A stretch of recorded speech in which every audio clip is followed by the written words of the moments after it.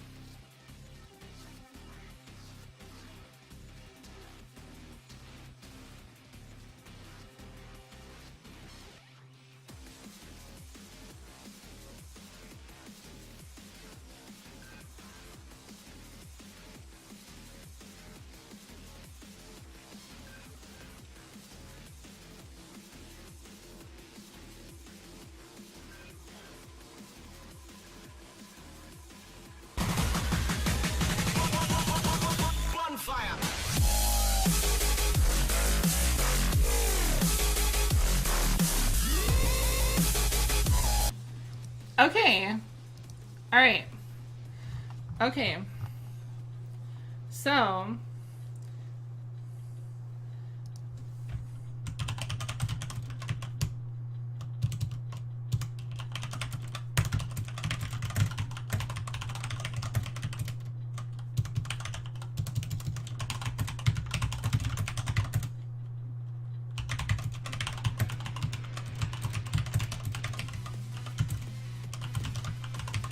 okay, guys.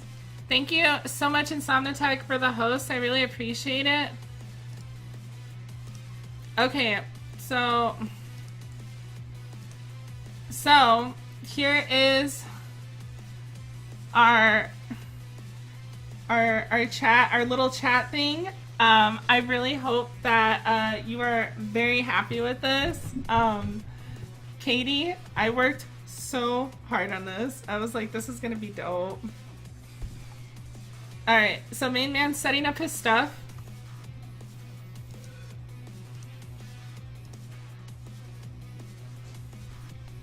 You should have gotten Lord Eris. I'm gonna ask him if he wants to do it next.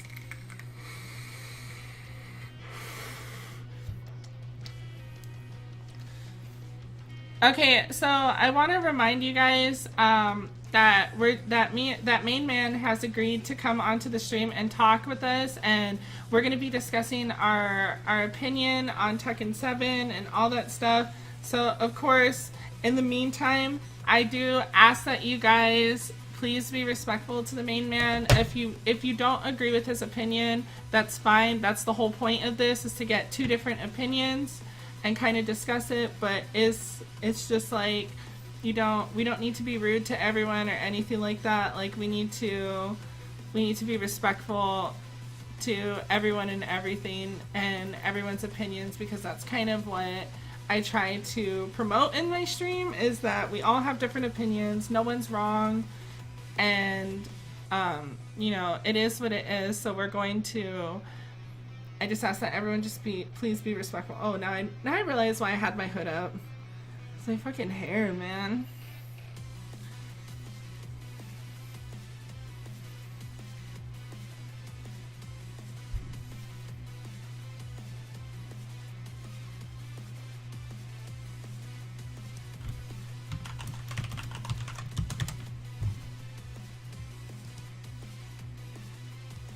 Am I trash at Tekken? No, you're not.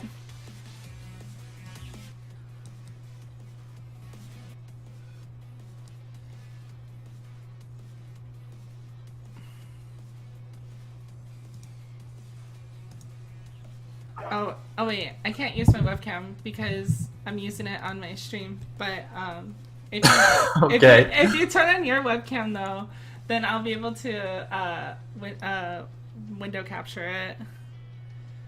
Okay. Okay, perfect. Hold on. Let me subregion this real quick.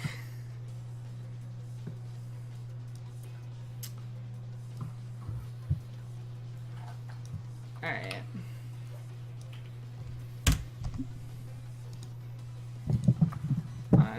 Edit scenes to make it a bit more nicer. Yeah, I saw your new overlay. Yeah, Amazing. see, I even got your colors and everything. I even got your name and your colors. Yeah. Okay. Thank you very much. I'm very flattered. Of course.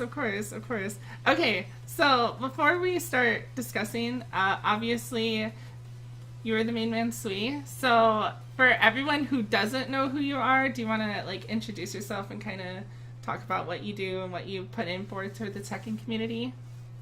Yeah, sure. I mean, I don't know. I mean, I'm just a guy who really likes Tekken, and I've had a YouTube channel for about 10 years now, I think. It's a really long time. Where I've just posted kind of lots of combo videos, and lately lots of guides and streams. I'm trying, as KawaiiFaceMiles to stream, and it's a lot of fun. I get more like direct communication with the community, and I get lots of help to improve as a player. So I don't know. I'm just trying to create some Tekken content that hopefully people like, and try to push the game, I guess, because I really love Tekken, and I would love if like more people would see it the way I see it. So I guess that's what I do.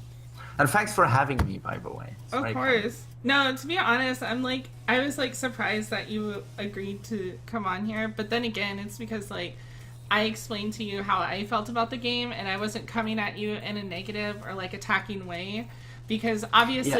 obviously, like as we discussed, is that we have two different opinions. You feel one way about the game, I feel a completely different way. But it's one of those things where like I wanted you on here because it seemed like there was a lot of negative reception to how you felt about the game, but I think it's because, and when I was watching the video, it seemed more in the moment you were a bit more tilted. So a lot of things were kind of like, it could be misconstrued by someone who's seen it as like, oh, he's just complaining, oh, he's just upset, or whatever. So I felt Yeah. it I would mean, be. I mean, the video that got people all excited was I made two videos. One directly on a stream, after the stream, I just talked a bit about the game. But the second video where I like directly, mentioned Speed Kick's tweet and stuff. I mean, I wasn't tilted in the least, and I wouldn't say I was tilted in the first video as well. I mean that opinion I shared. I mean, I hold it at all times. Trust me, it's not an emotional main man. I mean, to me, that's a very objective and logical conclusion from playing the game. Yeah,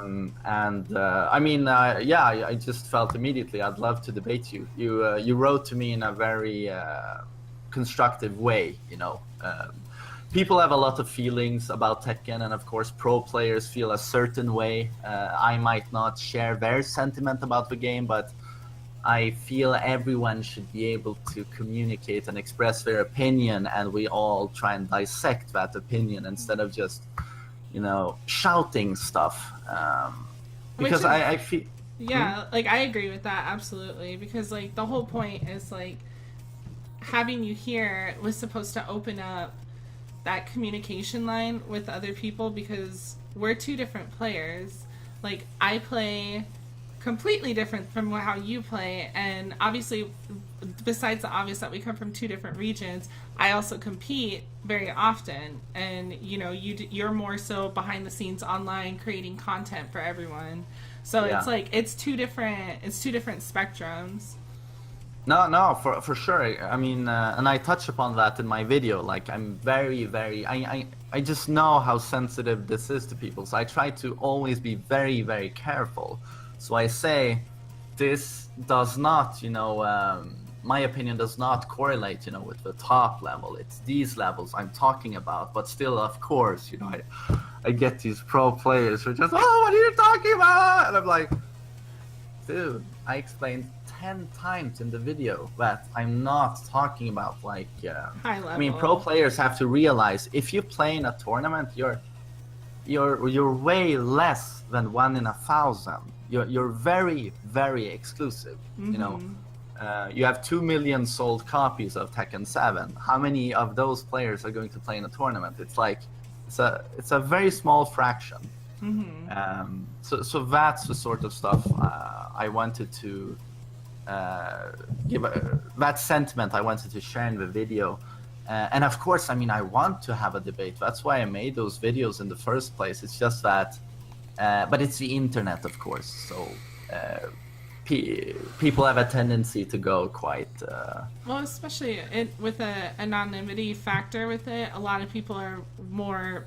They're a bit more bold with their opinions, and they're a bit more bold to say a lot of different things. So, of course, at the time, like, of course, on the internet, you're gonna get some people who are gonna say off the wall things like, "Oh, you're stupid. You don't know what you're talking about," blah blah blah, and stuff like that. But it's just, you know, that's the censored version. Yeah, that's the professional version. Anyway, but it's like you have to like. That was the main reason why I wanted... Oh, Harada said it's 2.5 million now, by the way. Oh, it is. Yeah. Holy shit. So this is by far... This is Tekken's best-selling game. And honestly, there's reasons why I know that, and there's reasons why you know that, too.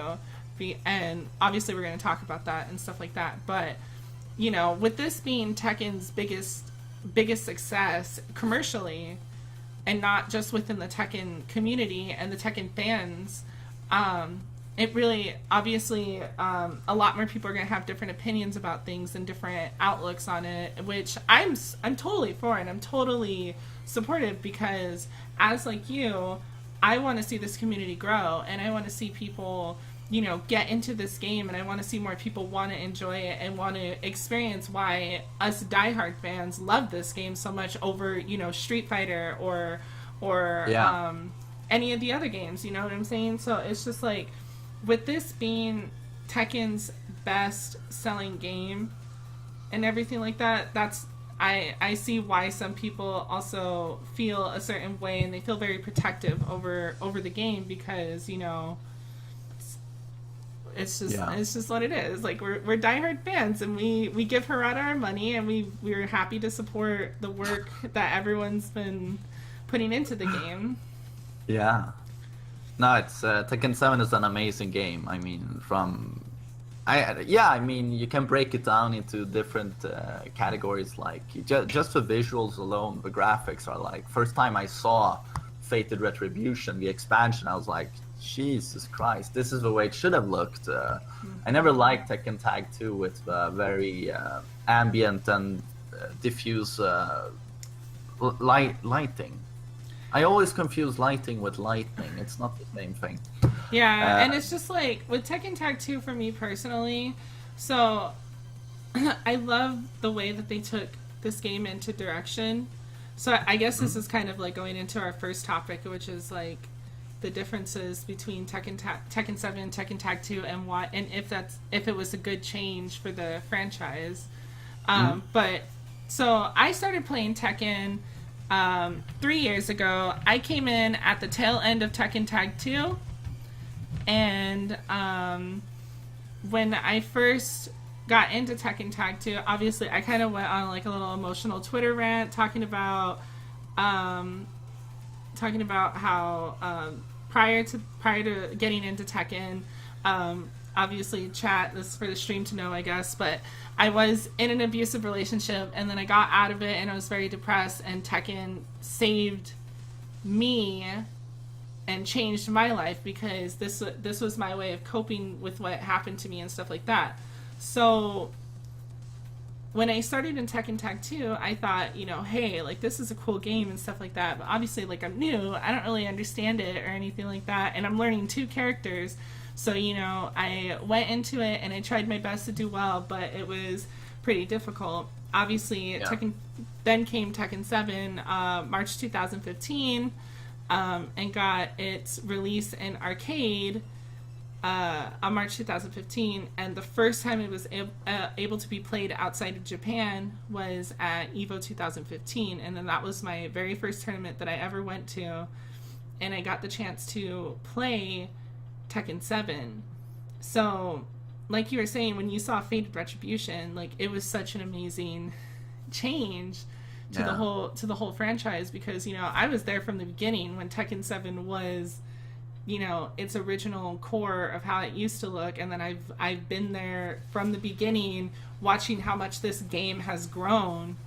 So it like, this game, I love the changes to this game. I love what they have changed, what they made easier, what they made more different, what they did to obviously appeal to the general crowd and make the game more exciting. Because let's be honest, if you're a casual player and you're not really into Tekken and you went to a tournament and saw Tekken Tag 2 being played, or you're on and for some reason Tekken Tag 2's on esports, you know, ESPN, it's boring. It's boring to watch.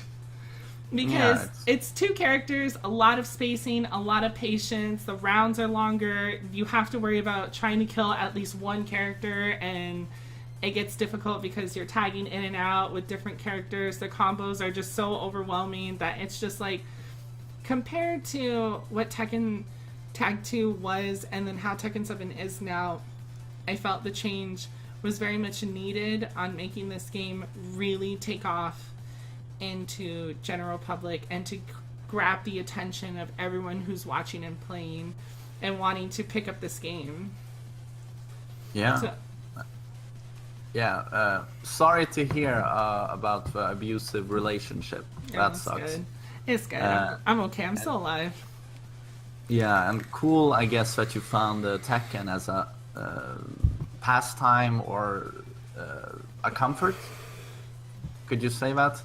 Yeah. I mean, I was never a huge fan of Tag 2. I think like the first year I really enjoyed it, as did most people. But it's always I have a brother, Valle, who's been playing Tekken with me all of his life for 22 years, and he told me after the first time he played Tag 2, he said, "This game is garbage. I hate this game." And I was like, "Why?" "Oh, it's very simple, Adrian. Every time you put me in the air, you take me all the way to the wall with that tag assault combo. It's 1 million damage, and as soon as someone's in rage, it's 1 million damage. The game is all about juggling now." And he just hated the game. And he didn't like the tag mechanic either. He felt you could just do the dumbest stuff in team. And you know, a lot of people would just immediately brush that to the side and say, "Oh, scrub opinion." I mean, I don't call people scrub. I say beginner opinion. But what I'm trying to get at is that I started feeling more and more as I played the game that he was correct. The game was, I mean, just a comeback rage hop kick to me was always like, why is that in the game? I guess it's there so that if I'm in the lead and my opinion has like 1 pixel of health, I should be very, very defensive, because he can at any time just comeback launch me and I'm dead. But I always felt with that game, and more towards the end, that it got a bit too ridiculous, the stuff you could do. And then as people found these tag assault like resets and setups, I mean, you would only have to watch, what's his name, like American player, Just Frame James, you know, the stuff he did with Law and Yoshi, and it was like, oh my god, these setups, dude, do they really add something to the game? Well, you know? even Princess Ling, he sorry to interrupt, but even Princess Ling, he found a death combo with Lei and Xiao Yu. And it was. You mean her throw and tag in Lei and to the back forward 3, 2-1 or whatever it is. Or I think it was like you catch them on back turn, and with Xiao Yu, you do forward 3-1, 1+2, 1 down 2, back turn mistrust, and then tag in Lei, and then Lei does all this damage, tags in Ling, Ling does a tag assault, and like it's game over. Like you know, you're right. Like The Yeah, tech, stuff like that, and the capo back 1-4 on counter hit. If it was rage, it was a def combo. From a 14 frame mid and yeah, hit confirm the follow up. Stuff like that to me. I just always felt like, why the hell is this still in the game? Why isn't it patched?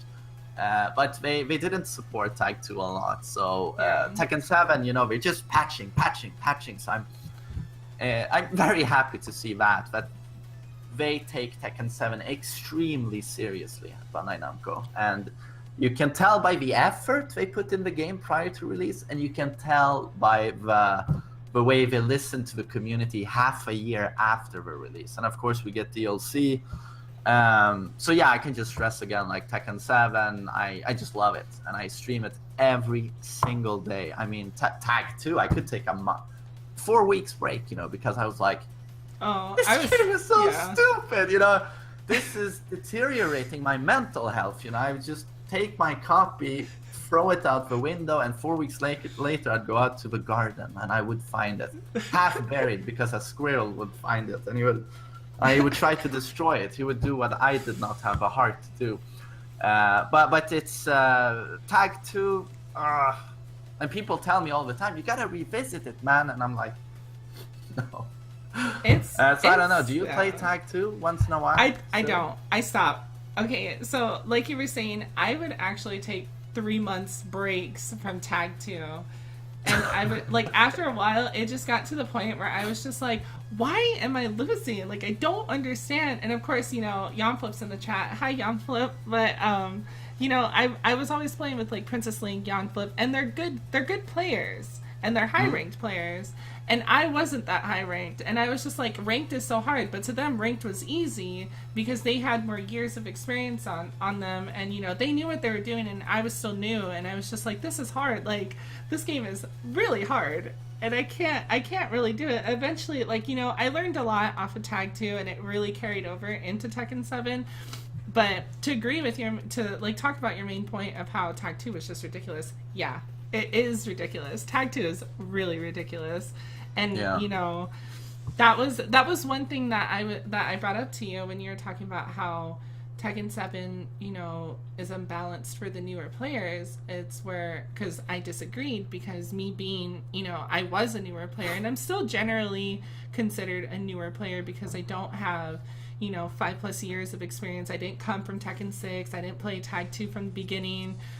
And just playing Tekken Tag 2, learning what I can from that last year end of it, and then coming into Tekken 7 brand new, I felt this game was a lot easier, and it was a lot more beginner friendly towards newer players, because I'm seeing a lot of new players that are now getting higher ranks, and they're doing really well. And it's just like, it's one of those things where it was just like, it kind of struck me a little bit, because I was just like, wait. It's not that difficult. Tekken 7 isn't as difficult as Tag 2 was, and that was because I'm mainly comparing it to Tag 2. Yeah. Because Tag 2 was ridiculous, and Tekken 7, they made a lot more things easier. Grab breaks are easier. Combos are a lot more simple. There's no ridiculous Oki, which was, a huge issue, especially if you're fighting double capos, because they can pick you up off of anything. You breathe and they wall carry you. Yeah, exactly. So I felt Tekken 7 was very balanced in the sense of its gameplay, because it was so much more friendlier to the newer characters. They implemented a very strong cast in the beginning. There was different characters that appeal to different people, that appeal to different levels of play. Even the easy beginner friendly characters like Katarina and stuff like that, they're still viable to a high level. And that's what I loved about Tekken 7, is that every character is viable to be a winner. Whereas in Tag 2, if you're not playing these two characters together, you're not going to win. Like Lily and Elisa, you were never going to see them in a top 8, because they just couldn't do the heavy damage as Heihachi and Kazuya, or Jinpachi and Ogre and stuff like that. So in this game, everyone is very, very, very viable with what they're doing, and they all have those tools to get around different things. Yeah, I just have to remark, it was always so funny in Tag 2 to see these. I would encounter these veteran European players who I knew who they were since like Tekken 6 and prior to that. And I would see that they would always have their main character, and as a sub character, it was always Lars or Dragunov. It's always like Ganryu Lars, Leo Lars, Elisa Lars. Yeah, like everyone wanted the handsome Swede Lars. But yeah, he was like the perfect sub character in that game. I mean, my God, his tag combos. Yeah, like he could carry you multiple, and like in Japan and Korea, they actually considered Julia to be top tier. She was S tier. And like I can see why, because Julia, there was a lot of stuff about her that they didn't unscale. So like if you got a combo that carried to the wall, Julia's wall damage combo, like her throw or any of that stuff, was not unscaled. It was so heavy hitting and took so much damage. She'd do her hoochie throw and it was game over. Like you'd have a sliver of life and you'd be like, oh, I'll be okay. Like it's gonna get scaled, but it doesn't get scaled. But a lot of that, like you were saying, is that the support for Tag 2 was, null and void. Like it ended within the first 2 months of the game because it just didn't perform well commercially in sales. So a lot of, it costed more to continue support for the game versus, just saying, we got to cut this out. We got to stop, doing support for the game because it's just too much.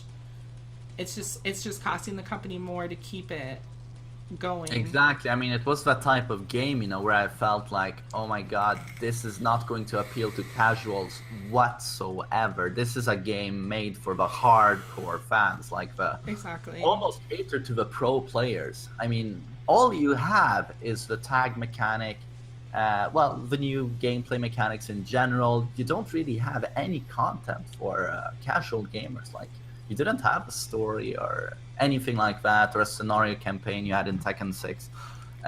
So that game made me a bit nervous, where I was like, well, this didn't work at all. You didn't get any sales. Will you make a new game? And if you make a new game, will you go with an even lower budget because it went so garbage last time? But then they crank it up to 11, and they make Tekken 7. So that was a really good call on Bandai Namco's part, in my opinion.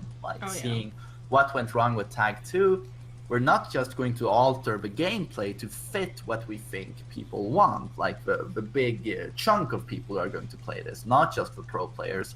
But we're also going to go with high-end graphics. We're going to go with a story mode that's actually written by a script writer, and they didn't hold back. They were like, we think we know what people want, and we're just going to go all in, big budget, everything. And I just feel like they deserve the hit they get with Tekken 7. Like that was what's it called in English? They took a risk. Yeah, they took it was very, as we say in Tekken, it was very high risk, high reward, because they went out, they put a lot of money into this, they put a lot of time into creating this, and they really put forth that effort to kind of just say, if this is going to be the last Tekken or anything, we're going to go all in, and if this works out, we're going to, this is going to be good for us. And I think Harada made an excellent decision with that, and I think he really, it shows how much he does listen to the fans, and it shows how much he does support this game and really feels strongly about this game, because he took what was wrong with Tekken Tag 2 and immediately killed it with Tekken 7. Like, came out with this huge banger. Like, as soon as this game dropped, players and people playing for Street Fighter 5, it was done. Like, there were no one playing Street Fighter 5. Even it was so good, it pulled people out of their own main games, Street Fighter, King of Fighters, like it attracted attention from everywhere, and like I feel that was very, very smart for them, because that is how you keep your franchise booming, and that's how you keep your game fresh. Yeah, I mean, I didn't going. expect that. That's really cool. I mean, the Street Fighter crowd is very, dedicated to Street Fighter. But yeah, I also saw Street Fighter players pick up Tekken 7. And not only because of Akuma, but also because they felt like, well, this is a high quality game. And Street Fighter 5 on release disappointed me so much. But I also love checking out my YouTube, and once in a while I read the comments. It's always someone writing like, so Tekken 7 did well. Now we need tag free Harada, and I'm like, no.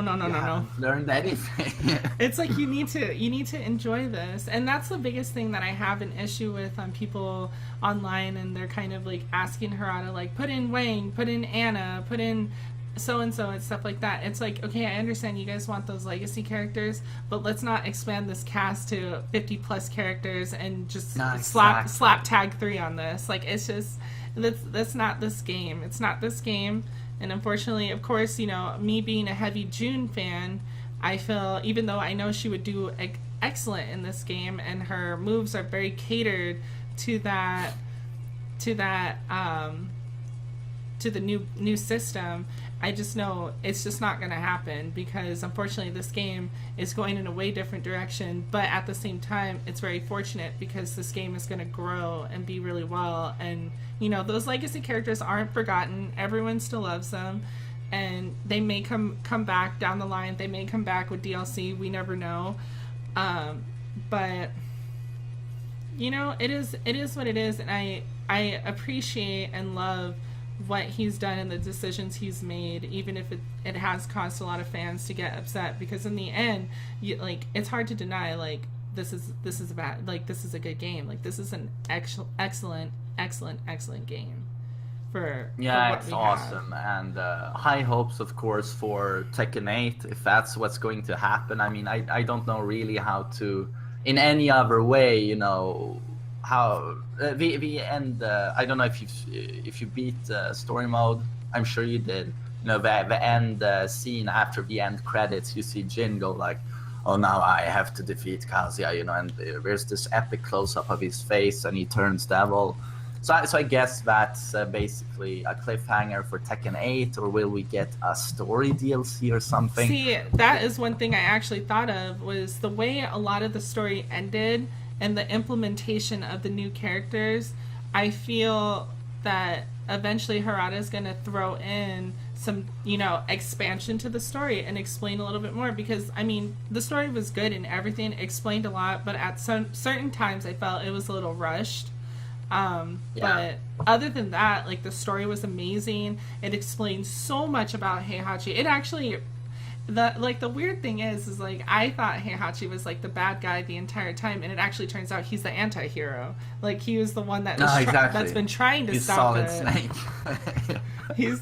And like, that's the best thing about the story mode of this game, is it really showed a lot of growth, and the story was very, on point. It didn't stray off of the main story, which was Mishima's saga.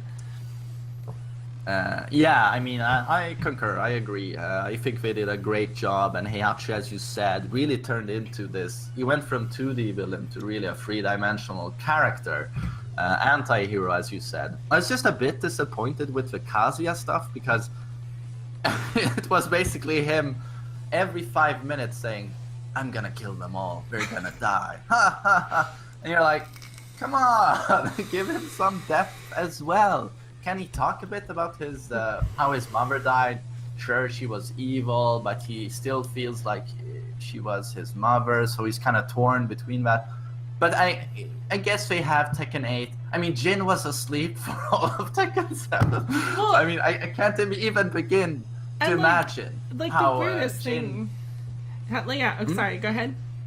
No, I was just saying, like, I mean, Jin players, I mean, I can't imagine how they felt after playing story mode. They were like, at the end, they were like, "Oh, he's gonna turn into devil, he's gonna fly and laser everything, we're gonna get something. And it's like, no, fade to black. And we're like, It became, yeah. yeah, I but, can imagine Jin players on that. But, like, at the same time, like, you know, there were a lot of questions that still left unanswered. Like, yeah, what was the promise that Kazumi and Akuma made? Like, how did Kazumi save his life? Like, what is the full story? Because honestly, when they implemented Akuma, I was like, I want to see how they're going to do this, because it can either go really well or really bad. And they did really well with implementing him into the story. Like, yes, I know Akuma's a Street Fighter character, but the way they put him into this story is amazing, because in the story, it didn't feel like he was a Street Fighter character coming over. Like, it felt like he was actually in the story.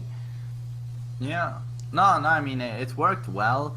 I was just a bit disappointed. I really like Claudio. I mean, the first time you see him in story mode, he's just walking out, you know, in his chapel, the church, or whatever it is.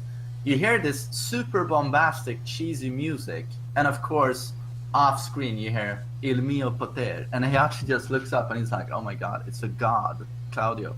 And he makes this promise, like, oh, you're gonna help me exorcise the devil out of, like, Kazuya or something. And I'm like, stoked, I want to see this. And then they just write him out of a story and you never see Claudio again. I'm like, see, well, that was a boner for nothing.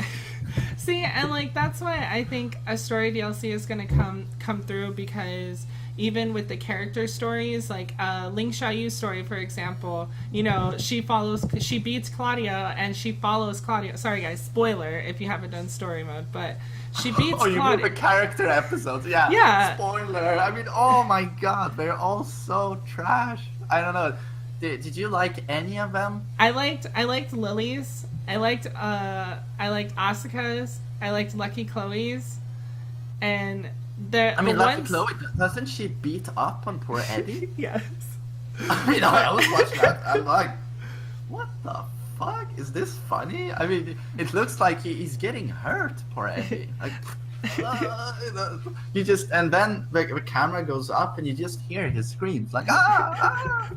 Because she's very dedicated to her job. But the thing is, with the character stories, I kind of felt like there was room for story mode DLC to come in the future, because it was very open-ended. Like I was saying, in Ling Xiaoyu's story, she's looking for Jin, and she runs into Claudio. She beats Claudio, and Claudio's like, yeah, I'll take you to Jin. And then when he turns around, he has an evil look on his face. So it kind of left it very open-ended to what could possibly happen in the story. Because to be honest, okay, so here was my theory on the entire Tekken 7 story. I thought Lucky Chloe, now when they were saying Lucky Chloe had a secret, I thought Lucky Chloe was actually an android created by G Corp to destroy Elisa, and her cover was the fact that she was a Japanese idol. And I was like, that would actually have been really funny. That would have made sense even. You would have seen interaction, because, you know, Jin has Elisa as his bodyguard, and then Lucky Chloe came in out of nowhere as the face of G Corp, because she's such a popular idol. So I felt that if they would have done that and kind of went that way, I mean, like, it would have been really cool, because it would have shown that conflict between, you know, before Jin and Kazuya fight, Lucky Chloe and Elisa go head to head, because they're there to protect their creators. You know what I'm saying? Like, it would have been really cool, but then at the same time, oh my god, yeah, I can just imagine that story mode cutscene where Akuma goes to G Corp building to confront Kazuya, and on the rooftop, before Kazuya actually steps out to fight Akuma, first he's like, Lucky Chloe, she comes out and yeah, she and she fights Akuma and fires rockets, I guess. And you have to do that if you're an android in Tekken. That would have, I'm kind of happy they didn't do that, but yeah. it would kind of be cool to have Lucky Chloe as a robot or something, and she could have this rivalry with Alyssa, I guess. Yeah, Alyssa. Because right now, I mean, what is she even? Oh, Well, she's a see, pop star. like, and that was the thing is, like, I still don't really know what her secret is. Everyone says her secret is that she's an asshole because she beats up Eddie, but, like, the secret was never, like, actually, like, there was a lot of unanswered questions of story mode, and, like, Harada is saying in the chat, 10 to 20 years ago, a story mode in a fighting game was unheard of. Like, that wasn't a thing because fighting games were fighting games. They weren't, RPGs or anything like that. So it's, the fact that when they made the story from Tekken 1 and continued this long story, it made it, it was able to really push forth and build that, create new boundaries and new levels of, levels that other fighting games should be striving for to have a successful game, an engaging game with both their fans and new people. Yeah, I mean, and that's why it's cool to have Geese Howard as a DLC character now, because you can really tell how influenced Namco were by Fatal Fury. You can tell by, I mean, Harada said he loves Geese, that's why he wanted him in the game. You can tell by the dress he wears on the bottom half of his lower body, it's very Heihachi-esque, the scar on his chest. In his story mode, he's dropped from his skyscraper, of course. You can draw a parallel there to the cliff drops in Tekken. So I wouldn't be surprised to hear that Fatal Fury played a large part in what eventually became Tekken.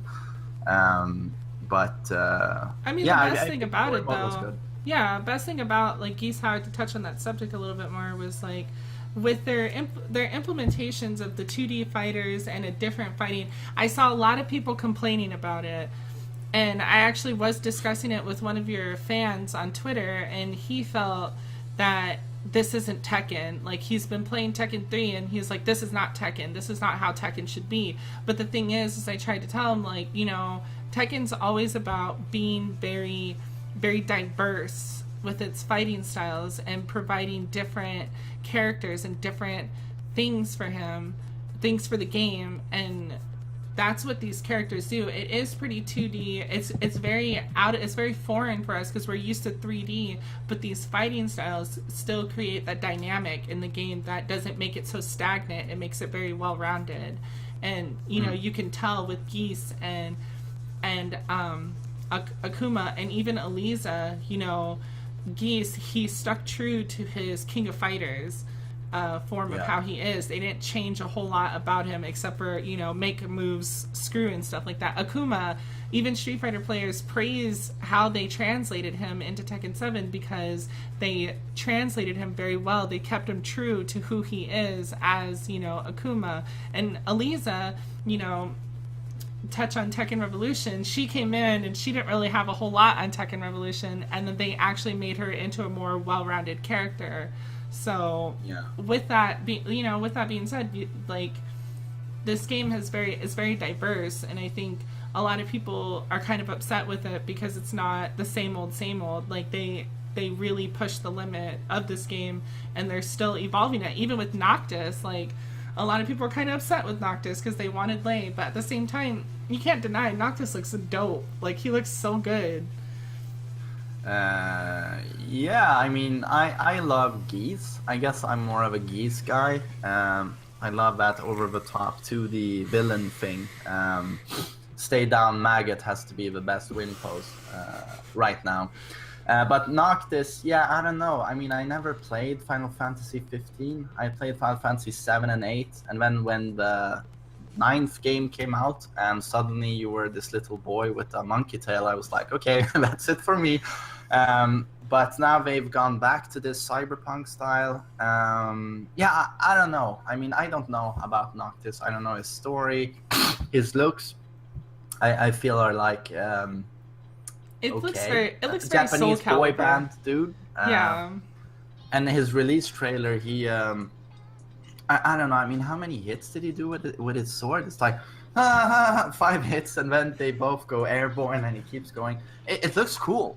I mean, it looks really cool. I just wonder, like, what is this going to translate to gameplay wise? Exactly. But I am happy that they're bringing variety and diversity to the cast. I don't want, I mean, contrary to what people say about me all the time, like if Main Man was designing the next game, he would remove Capo, remove Ling, remove Alisa, remove Ling.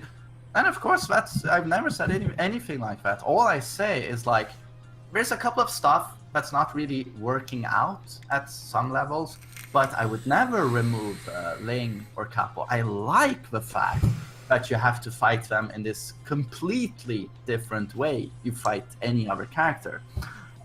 So that's a thing they do really well. And I mean, taking in Geese and Akuma, and I agree with people who say they did a fantastic job with them, because I would say, like, I would dare anyone to find me guest characters in games that have translated that well. I mean, they did. Yeah, I mean, hats off to Namco. I mean, I wonder how long it took. Like, just the design phase for Tekken Akuma must have been like months, I think.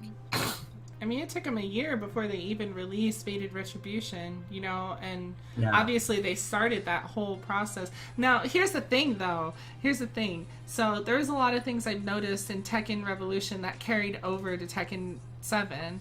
And there's a lot of things that I'm noticing in Tekken 7 that I feel is going to get carried over to Soul Calibur 6. Like, because it's a different design team. Everyone thinks Harada is still working on that one, but it's not. It's a completely different design team. But it's a good test area to see how certain mechanics are going to run on Unreal 4. And, you know, Noctis being, he reminded me a lot of Soul Calibur. And I feel with Soul Calibur 6 being, you know, announced, it's going to kind of show, you know, the creators of that game how well that style of character is going to translate over to Soul Calibur 6. I mean, I could be wrong. That's just theory. But same with Tekken Revolution. Alisa was the first character in Tekken to implement projectiles, and that carried over to Tekken 7 with Geese and with Akuma and with her as well. So, you know, there's a lot of things that I always say that Harada low-key beta tests his games with different games. What happened? All I hear is... Oh, wait, are you good? No? Hold on. Kawaii.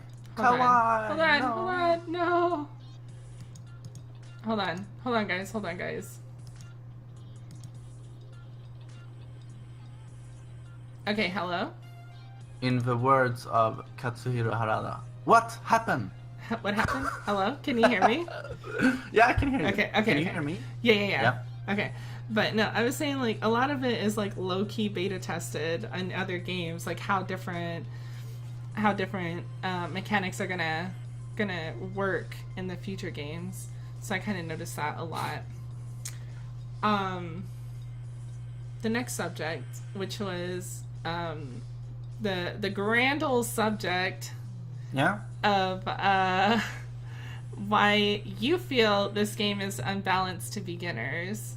And of course everyone's kind of heard it, but just I would say just summarize it, because your video has been passed around across the entire you want tech me to community. summarize?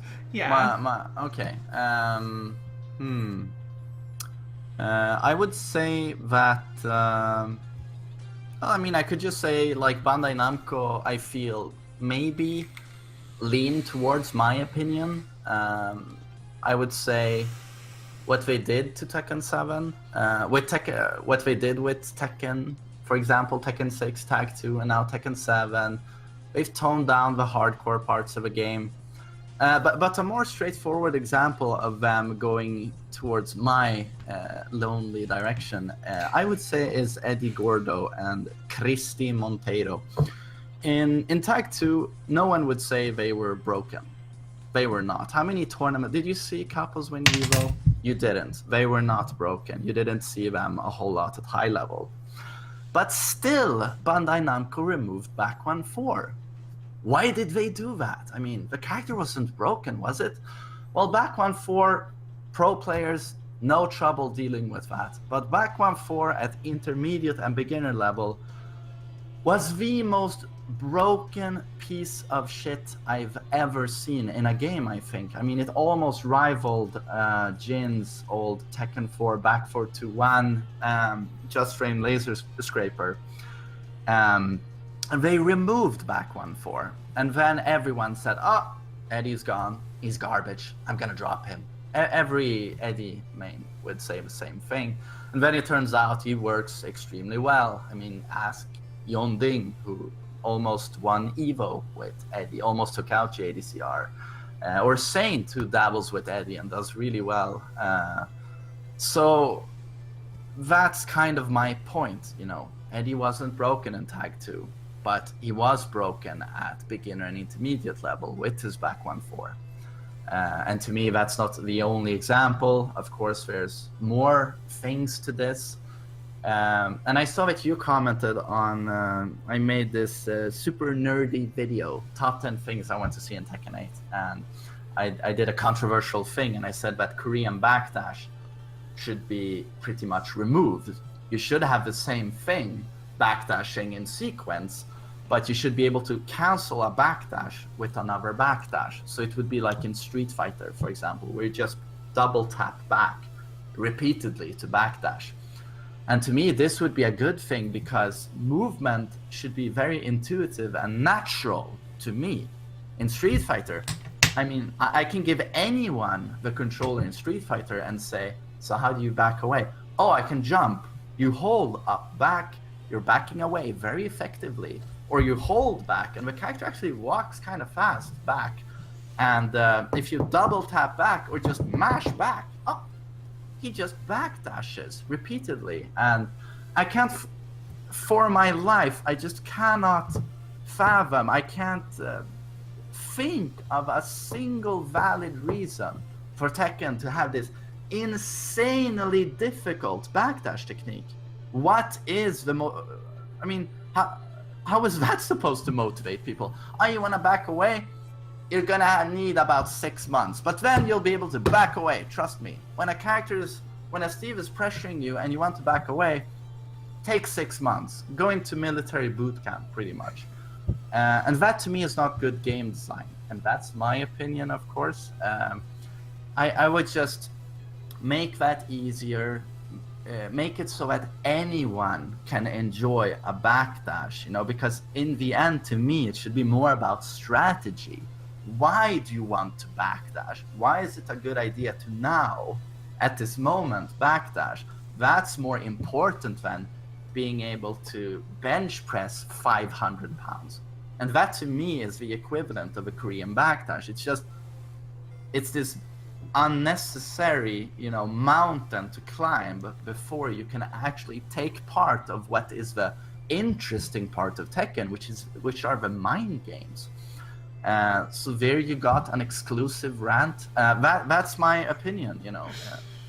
And like, no, like I said, opinions are definitely welcomed because it provides different outlook and different viewpoints. And now, the reason why I felt like it shouldn't be taken out is because if we make, to me, in my personal opinion, if we made a backdash very, you know, neutral, where it's like back, you're just hitting back, at that point, this game, I feel like what makes this game so much more original from other games is the movement, the core movement of the game, it's taken out. And once you have it just back over and over, there's nothing that creates that sense of accomplishment or special. Because I know, like, when I learned how to backdash on stick, when I was learning how to play stick, I could not backdash very well. And when I learned how to play stick, you know, it took me about 2 weeks. I spent about 10 minutes a day just practicing movement. Then I went into player match just to apply it. And it took me about 2 weeks to learn stick before Tekken 7 dropped. And you know, when I was able to actually properly backdash, you know, with every character, not just characters with no backsway, it was so rewarding. And seeing that my movement translates very well, it's one of those things where it's like, this is amazing. Like, this is what makes this game so much different than Street Fighter.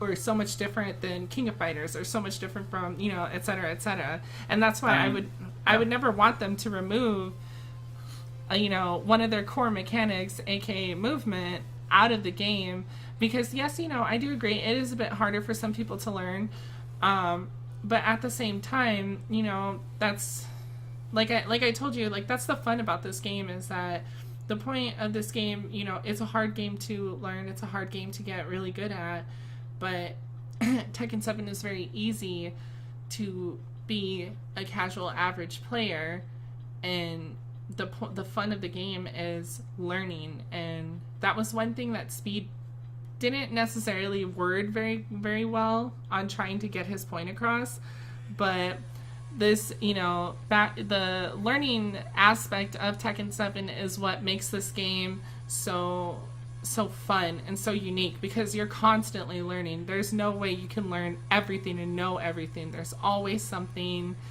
different about this game.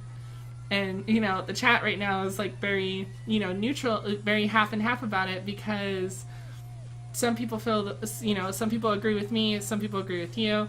And, you know, it kind of just shows you, like, that with something like that, it's a very objective opinion, because some people are going to want it to be easier, and some people, like me, like it the way it is and stuff like that. But, I mean, there's a lot of different things that, like, a majority of what you said in your video I definitely agreed with, you know, better stage diversity, you know, with 3 volcano stages and 2 G-Corp stages.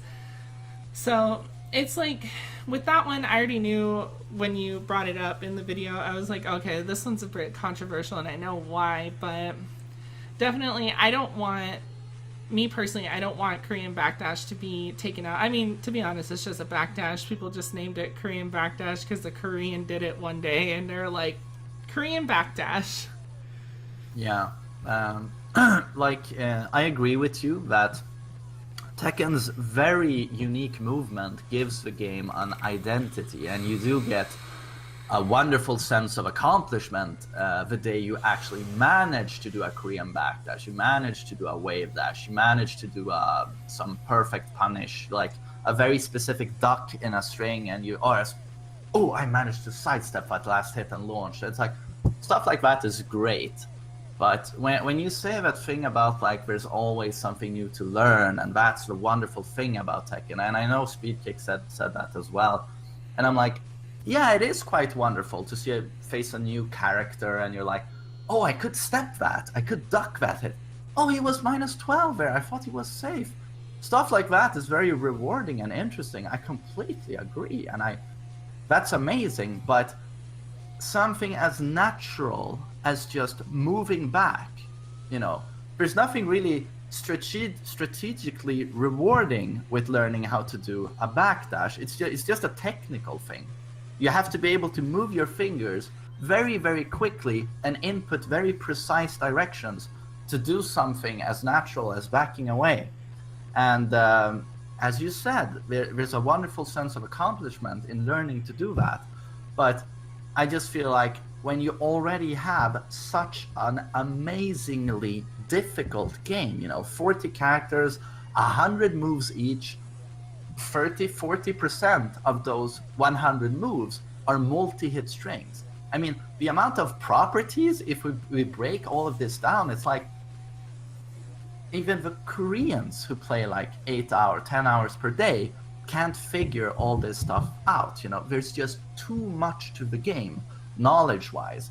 So I feel like you already have like a mountain to climb. I would just remove that little, you know, fence, you know, for beginners. They want to play the game, but it's like, no, you can't.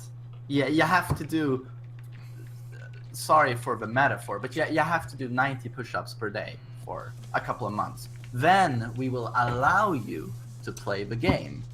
And that to me is unnecessary. I personal opinion, I think if more people day one understood and could backdash, they would stay longer with the game, because they would feel they would have a natural defense against a lot of stuff they right now feel is like I just don't know what to do when someone's pressuring me. I feel like I'm just locked down. Well, if we could just naturally back away, if that tool was accessible to everyone, in my opinion, I think more people would stay with the game, because rather than running into this technical barrier, they would see the depth of the game, because I have the backing away tool. And now I see how I should use it. Oh, I can dodge this move if I do it. They would see the rewarding stuff immediately, in my opinion. And that to me is the mind games of Tekken. But I do agree with you that the movement gives Tekken identity. Yeah, and it's just like, I do understand, especially me. I was a new player at one point, but the thing is, when I was a new player, which is why I always try to refer back to when I was a new player, is the fact that, when I first started, I didn't even know what backdashing was. Like, I didn't know what any of that was until, I ran into someone there and I saw them moving like crazy, and I was just like, what? Like, what is this? So that's when I looked it up, and like I've stated to a lot of people, especially on my stream and stuff, I have watched your videos. I watched your video when I was learning stick, and I watched how you were doing backdashing and stuff like that. But it's, with backdashing, I feel like that's something that comes naturally within time. When you're just playing the game as it is casually, backdashing is not something... It's not something that is very, very core when you're just casually enjoying the game and you're just playing the game. That's like the last thing you think about. And as you get further and further into the game, you become more engrossed with what Tekken has to offer. Movement, backdashing, all that stuff, frames. And that's where, that casual player starts to become a more advanced player, because they start looking into that stuff. No, I think for sure it's like a green rank thing. I think that's where, in green ranks is where most people go if they want to. Just pause for a second and say, oh, I'm doing well, I'm doing really good in the game, I'm a green rank. Sorry, I've got a bit of a cold. Oh, you're fine. So I have a green rank, and I'm really interested in learning. I'd like to take this further. They go to YouTube, they might Google a bit, and as you said, they might see someone do a Korean backdash, and they will want to learn that. It's just that I just feel like it's just too difficult. I mean, I've been playing for 100 years basically, and my Korean backdash is like half of what a Korean's Korean backdash is. He's going to move I guess like 30% faster than me, and that's because I don't sit and do Korean backdashes all day long. And to me, that's just stupid, because then it's like you have an advantage because you've been grinding more, and it's like, yeah, I mean, just remind me again that this isn't a strategic game like chess. Yeah. And that's what I lack with Tekken. Like, why do the Koreans win every single tournament? Mm-hmm. Is it because Mr. Naps isn't as intelligent or strategic as the Koreans? No, he's for sure on their level. It's just that he cannot move as fast as those guys do, and that to me is a detriment to the game. It would be so cool if I could just take a random guy on the street, an intelligent guy or woman, and I explain, like, what are the core mechanics of Tekken? This is how you do stuff. And if that person was smart, it would be cool if they could just, okay, so that's how it works. And they could put that into practice and do quite well. But you just have this, like, insanely difficult aspect to the game, which is the movement. And the Koreans are the best at movement, and hence they kind of win everything. Mm-hmm. I think it would more look if the movement aspect, if Namco, God forbid, to some people, did what I want them to do and make it back, the backdash, we would see Americans compete extremely well with Koreans at the very next Evo. I mean, I promise you guys, that's what it would look like. And to me, that would be more interesting. Because right now, it's like who has done the most push-ups? Who has grinded backdash the most? Yeah.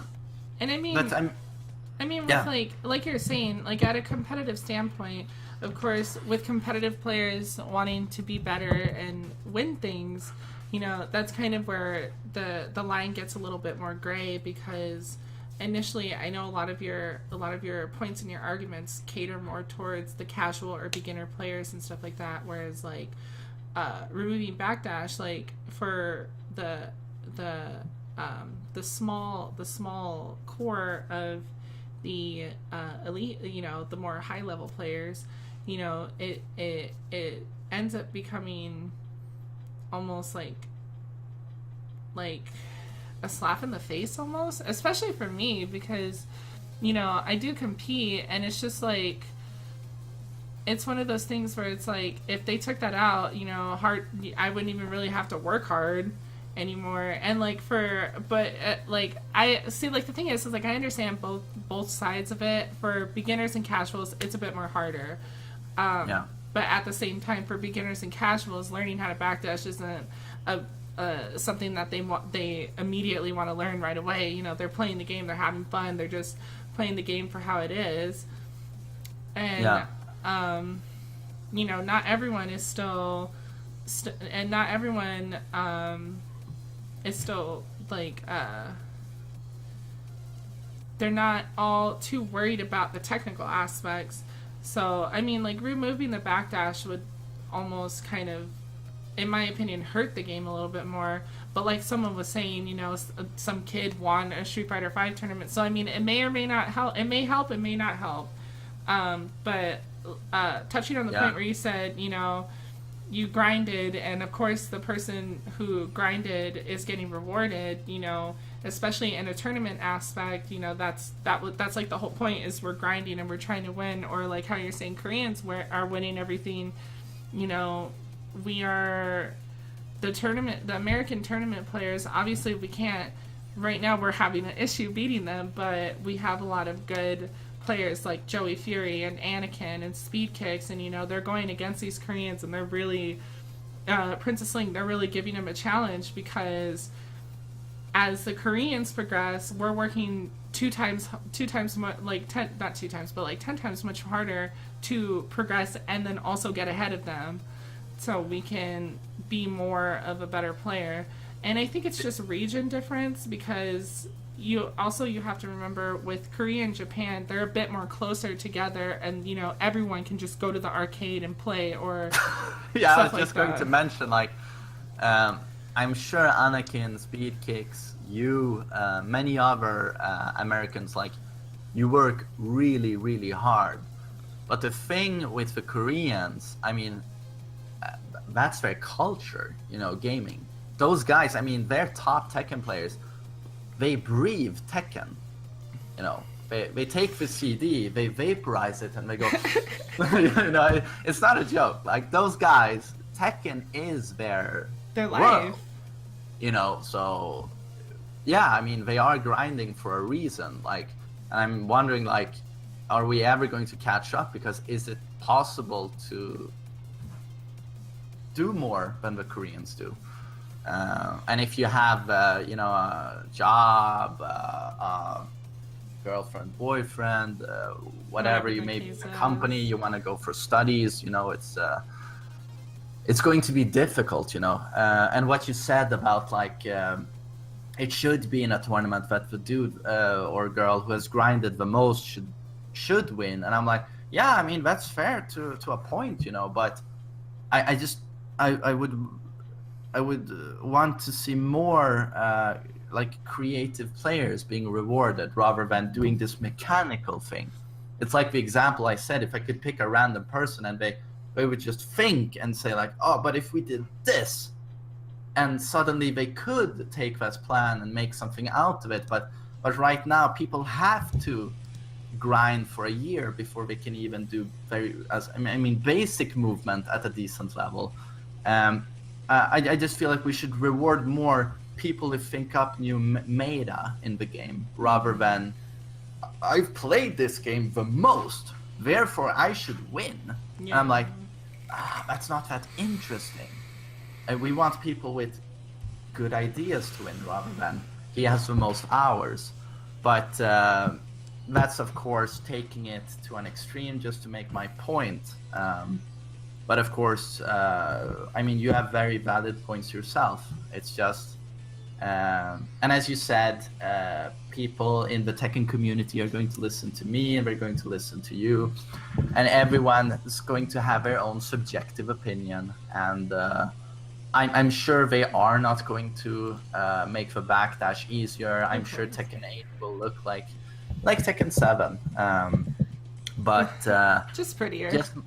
Yeah, exactly. Just myself, I would make those changes, and I would make, just to be even more horrible of a person, I would make even more changes to the game. Because right now, Tekken 2 from Tekken 3, massive leap.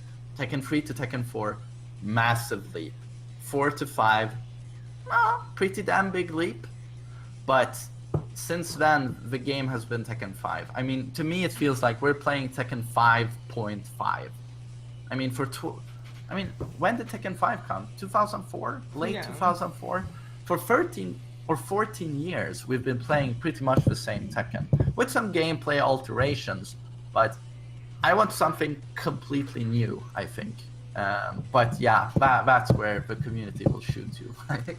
Well, and like, you know, it's always great to want to put out ideas of, you know, something innovative and creative and stuff like that. But, you know, Tekken is just that, you know, with, like you're saying, Tekken 7 feels like Tekken 5.5. Tekken 5 is like one of their best sellers amongst it. Yeah. I think Tekken 3 was also like a really good seller as well, but Tekken 5 was that game that put the game on the map for competitive gaming and bringing it further out to everyone. And I think don't get me wrong, like Tekken 5 is amazing. I mean, I love that game. I still get goosebumps every time I'm on Moonlit Wilderness stage, you know, with the flowers and everything, and the stone ruin building in the background, the moon. It's just amazing. That game is amazing. But I just feel like for 14 years we've had the same core mechanic, and that I just wish they would do another Tekken 4. I mean, even if people hate that game, to me, there was just so many smart ideas in that game that they played it kind of safe with Tekken 5 and removed most of that. But if some of those were to be salvaged and just tweaked a little bit, it would be amazing, in my opinion. And, you know, of course, we've also seen franchises try to build on their past success, i.e. Call of Duty. They're still trying to recreate Call of Duty 4, and every game after that, it's just trash. And, you know, at this point, their supporters are only buying for the franchise because they like the franchise. Yeah. But I feel with Tekken 7, it's a lot different. People are supporting, a lot of people, you know, old and new, are supporting this game because it's actually good. It's not just because it's Tekken.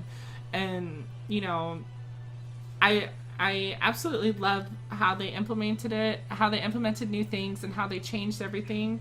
But, you know, like I said, I do agree with certain points on, like you were saying and stuff like that. But I think the way it is now, like how Tekken 7 is now, I think it's perfectly fine and easier for a lot of people.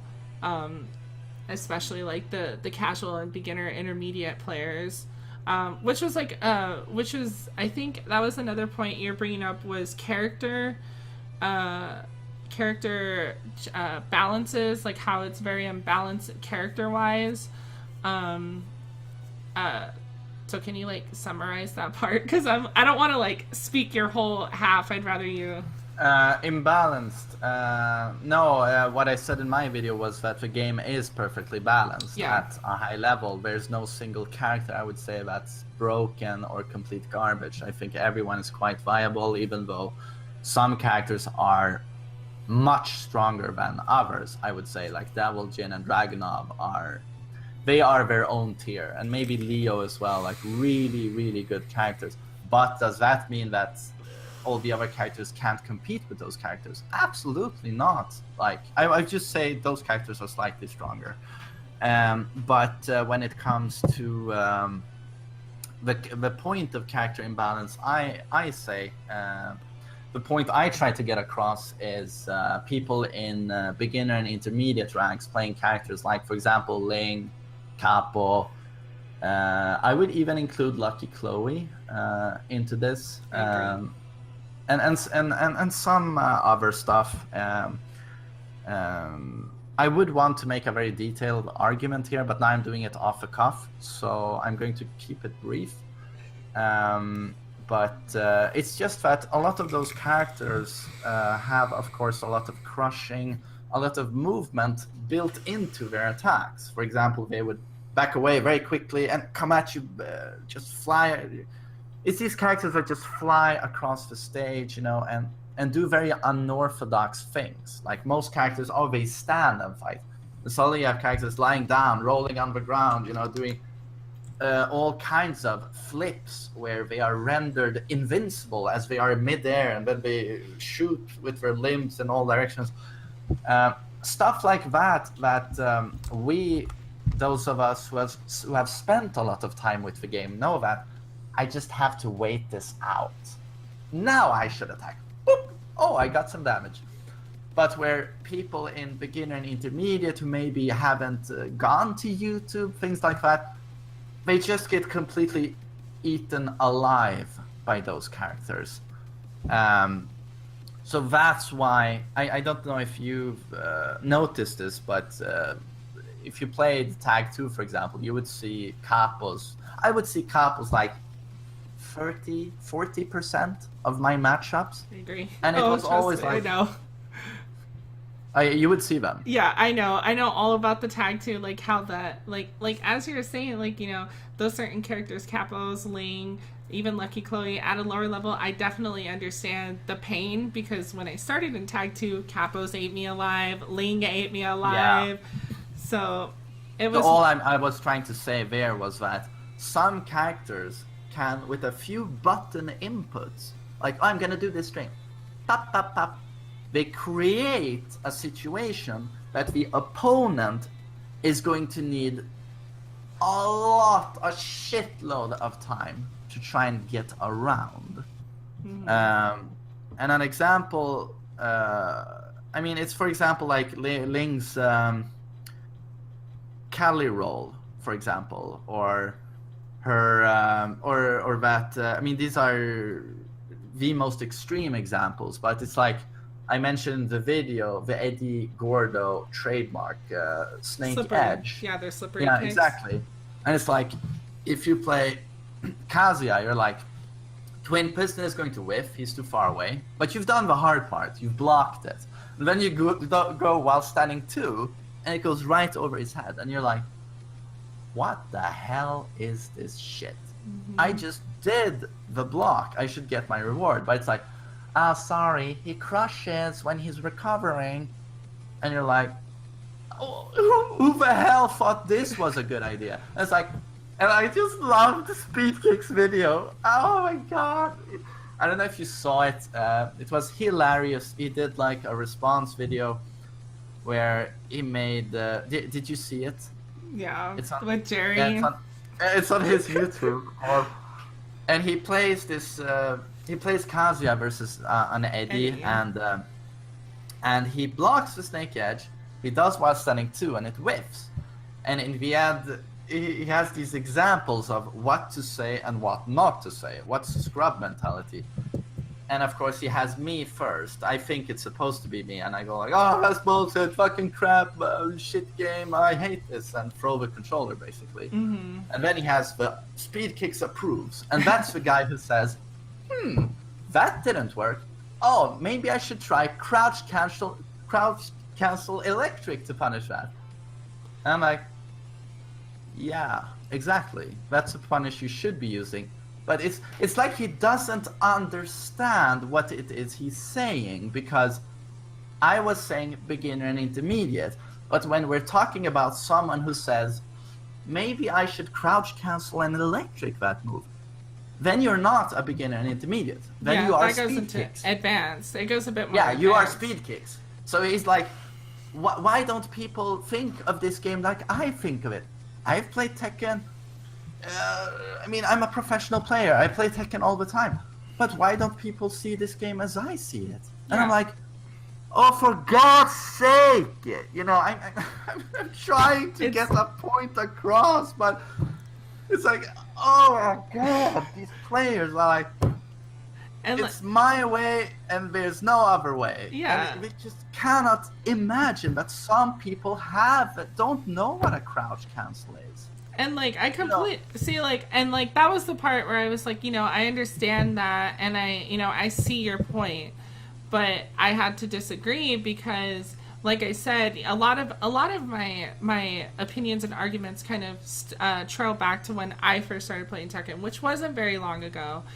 And, you know, of course, with Speed Kick's video, you know, oh, I should probably crouch cancel an electric. And, you know, obviously, not everyone can crouch cancel electric. I can't crouch cancel electric. No. I cannot play Mishima's, like, plain and simple. I cannot wave dash. I cannot do any of that stuff. That's on me. But at the same time, like I told you, you know, you have characters like Capos, you know, with their slippery kicks and their weird animations. Ling with AOP and Cali roll. You have Lucky Chloe with her crushing hop kick and, you know, her Cali roll and stuff like that. And of course, for beginner and intermediate, it is going to eat up a lot of the players. But at the same time, like I told you, I don't feel a lot of this. A lot of these moves and these issues in the game are implemented to, you know, drown out the beginner and intermediate players where, you know, these things are in there because they're in there because it's supposed to want to push players into practice mode. Like, oh, I blocked a slippery kicks and this isn't, you know, I'm not punishing it correctly. Let's go to practice mode. Let's block slippery kicks. Let's figure out a way on how I can get, you know, max damage off of a block, you know, and stuff like that. Because in Tag 2, as an Elisa main, if you blocked, I think it was something that Eddie had I think it was still slippery kicks or something. She can't launch it with wall standing too. Whereas in this game, she can launch it with wall standing too. Because the animation or something, or they fix the hitboxes. But like the whole point is that these moves and these characters are in there because yes, they're pretty easy to learn, they're pretty simple to, you know, be decent with, but it provides that challenge that is supposed to nurture, well, tough love players into practice mode to play, to learn how to deal with this move because, you know, as they go into practice mode and they see, oh, I can punish slippery kicks with this, I can launch it with this, all right, let's go play. Oh, they got me with something else, okay, let's go to practice mode again, let's do that move, let's see how I deal with it and stuff like that. It's supposed to create that mindset, but unfortunately, like I did say, Tekken doesn't implement it very, very well on that. It's good. Completely fair points. I just feel like some characters are maybe too effective, you know, at the start and are going to eat people alive, and hopefully that makes people go to you know, tough love. Oh, I'm gonna go to practice mode, I'm gonna figure this out. I just feel like people who go to practice mode to lab characters are very few and far between. And I think people just feel overall very locked down in Tekken. You know, in Street Fighter, oh, I'm overwhelmed, I'm gonna jump back or maybe backdash. Whereas in Tekken, you are locked into position if you don't know how to do very precise side steps, or a Korean backdash. Or even look at most people don't know. So I'm just saying most people just block. Yeah. You know, and then when you have a character like Ling and Capo going at you like this, oh, handstand string, relax, you know, and they're like, I have no idea what to do. And then they YouTube Korean backdash and they're like, oh, you want me to do this to backdash away from his relax. And how do you do a Korean backdash? It's super fucking difficult. How do I lab a character? Oh, you go through 100 different moves. And you should probably have someone who plays that character voice chatting with you so he can explain all the different stuff, you know, and setups you should be aware of. it's just so incredibly in depth and difficult. And how difficult is it to pick up a capo and press back 1 for 3+4? Not very difficult, but you create a situation which is very difficult for your opponent to handle. Exactly. And so that's just, in my opinion, a contrast that makes it slightly imbalanced to be perhaps the opponent in that situation. Yeah, and like I said, I definitely understand that and everything, but of course, you know, like I said, I feel a lot of this stuff is implemented because it's supposed to push you into practice mode to want to learn how to deal with it. However, like I did say, I don't think it's very implemented very well to want to push new players, because obviously new players don't really want to learn, or, well, I don't want to say that. I take that back. But new players, it's harder for them to get away from the tilt in order to go into that mindset of, oh, I should try to learn this or anything like that. But like you were saying, you know, oh, you would need someone who plays that character or something like that. And, you know, that's kind of the beauty of online ranked, is that you run into people who play really well as that character, or they're beating you, and that's where you kind of expand your network and, you know, hit them up. Instead of sending hate mail, guys, how about send a GG's, you're really good, how about we play some matches soon and get that, you know, and get that character experience. But, you know, a game's a game. Everyone's the, you know, an individual. But I feel that a lot of the issues that people have with with like characters that are easier to, quote unquote, easier to play or whatever, or just do certain things, and it creates a different situation. You know, a lot of it can be solved if you just kind of go into practice mode and learn. Or like, even, you know, with this day and age, Tekken 7 is very big on content right now, and you have a lot of streamers who are giving out advice and information and wanting to help. You know, you're creating content, I'm creating content, Eris is creating content, Rixta, and, you know, there's a lot of new streamers and new players that I've never seen. There's this guy who streams FLP Gaming, and, you know, he's brand new to the game, never played the game, and he's already like a Saryu with Ling, but at the same time, he's still learning, and he's still playing, and he's always willing to help his chat. And I think now in Tekken 7, there's a lot of content out there for newer players to want to learn or to get questions answered or anything, and it's all easily available, versus when Tag 2 was around, or Tekken 6 or stuff like that, where Tekken Zaibatsu forum was the main go-to, because not a lot of people were streaming and stuff like that, or, you know, Twitch wasn't a big platform, or YouTube wasn't as big of a, you know, didn't blow up as well. So I think for newer and beginner characters to deal with a lot of the harder stuff, you know, there's a lot of content out there, and I think it's just a lot of it is what kind of frustrated me about your point, though, was the fact that it wasn't the fact of your opinion. It was the fact that you have such a large following, and a lot of it is a lot of new players and beginner players. And when they hear that, regardless if you're not trying to, you know, it is your opinion, and you're just trying to state your opinion, the majority is going to agree with someone who is obviously has those numbers, 48K on YouTube, and, you know, they're good at the game, and they're doing this and that, and I can see where you're going, and I understand that sentiment. I've heard it many times before. You shouldn't say this thing, I mean, you have a following. And I'm like, it turns into this catch-22, because isn't it possible that those people started following me because I was saying that sort of stuff?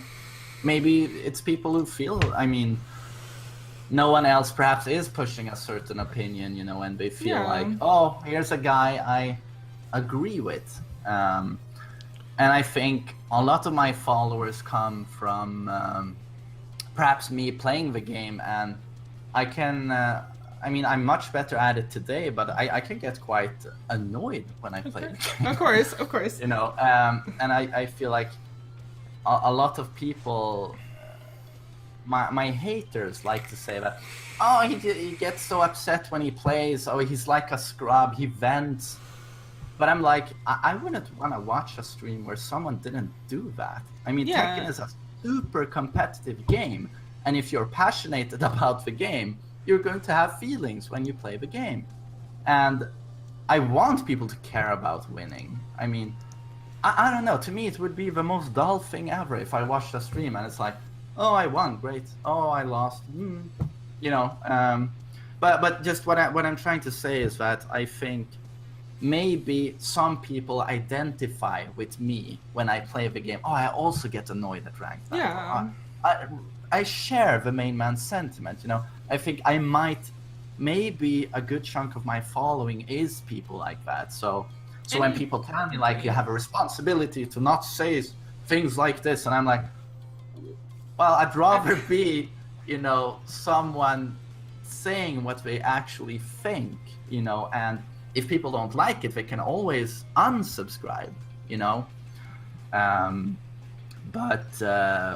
I mean, I'm a very opinionated guy. I have strong opinions about stuff. I really like Tekken, so of course I could see where I would want to change it, you know. But unless I'm like the game designer of Tekken, I feel like I should be able to push any opinion. And if people disagree with me, they should do what you're doing, you know, and say, well, let's just have a discussion about it. I mean, you've brought up valid points. I've had some points. And people get to make up their own minds, you know. Yeah. But I would just like Tekken to have, because when you say, you know, all those amazing content creators and Aris, you know, and you know, it's great stuff. I'm so happy to see that. But the amount of casuals who actually make the leap to YouTube and, you know, search for stuff, it's a minuscule percentage. You know, people don't have that attention span. So it's quite the enigma, and I cannot believe they don't have a tutorial mode in the game, you know. Yeah. And that was the next point too. They should have that, because then people immediately will go, okay, I don't understand the game, but okay, here's something available in the game. And they go there and we get character breakdowns, what's a backdash cancel? Oh, that's a backdash cancel, you know, and some demonstrations of defensive sidesteps, or what's a crouch cancel. Like, if people at least saw that, they wouldn't dismiss Tekken as this, as I hear a lot, this button mashing shitfest, you know. So that's my 2 cents on that issue. Yeah, and I agree. Okay, which actually brought up the next point was tutorial modes, which I kind of touched on it. You know, the whole, you know, Tekken obviously the whole point is to push you into the lab and want to learn and stuff like that. However, I don't think it's very effective, like you were saying, for beginner and newer players. A tutorial mode, you know, they've tried to do a tutorial mode, especially you know, with story mode. They tried to implement sort of a tutorial mode. Tag 2, they did Violet Systems, and that was a tutorial mode. But at the same time, you know, a tutorial mode... It wasn't what it should have been. Have you played Virtua Fighter 4? I haven't. I played Guilty Gear, though. And I know Guilty Gear has a tutorial mode in the game. Oh, yeah, I've heard, and it's great, right? Yeah, and like, that's the thing is, like, I know, you know, for certain players, of course, would I like a tutorial mode in the game? Yeah, you know, it wouldn't hurt. But at the same time, I feel with the tutorial mode, that's a very gray area, because it's very objective. Some people want a tutorial mode, some people don't. And, you know, I think if they had like a tutorial mode to kind of just like show like, hey, this is, you know, this is your tool, these are the tools, or like character specific tutorial modes or something like that, not similar to Street Fighter where they had challenges or anything like that, but like kind of going through, you know, the characters and stuff like that and showing what they got going on would help and stuff like that. A movement tutorial would help, or any of that. But at the same time, it's with Tekken, it's kind of hit and miss, because either the fans don't want it, or, you know, it's one of those things. it's one of those things where it's like, you know, I would like a tutorial mode that really helped expand things and also urged and encouraged newer players to get into practice mode and being like, you know, at the end of it, like, here are your tools. If you need to practice, go to practice mode. You know, like, use the practice mode. I just think the game is so hard that there just naturally should be some form of defensive mode, tutorial mode that brings up these various points or things that we as long-time players know about. And we had to look at various different sources on the internet to put all of this together. But Bandai Namco should be explaining all of that in a very straightforward manner inside of the game. And I feel they want to appeal to casuals by having this policy of never bringing up frames in the games. They don't want to have that in the game because they feel it's too hardcore, it's going to scare people. But okay, so skip the frames, but at least explain how to defend against stuff. Like, otherwise people leave the game with this very weird idea of what Tekken is. And it's a great game with lots of depth. I just think if the tutorial mode in Tag 2 wasn't very good. It was a good start, but it didn't explain, like, even 20% of what should be explained for people who would maybe want to pick up Tekken, you know. Yeah.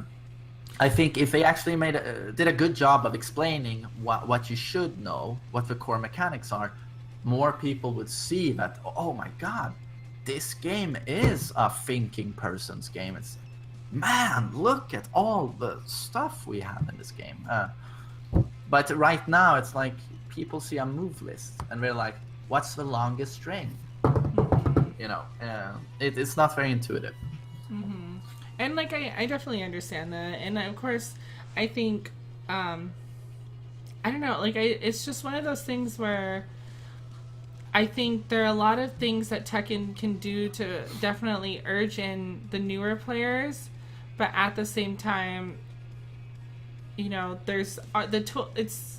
It's my opinion has been very muddy about it because I'm like, yes, the tools are there. Practice mode, go to practice mode, learn with your character, learn how to do things. But at the same time, I don't think Tekken implements that urge into practice mode or that urge to ease in newer really new players into the game to be better, or to want to get better. I think how Tekken 7 is now definitely made it a lot easier for newer players to be, you know, good, or players like myself who came in on Tag 2 to be even better. And, you know, I see a lot of amazing players, and I see a lot of amazing players, and I see a lot of different people who, you know, kind of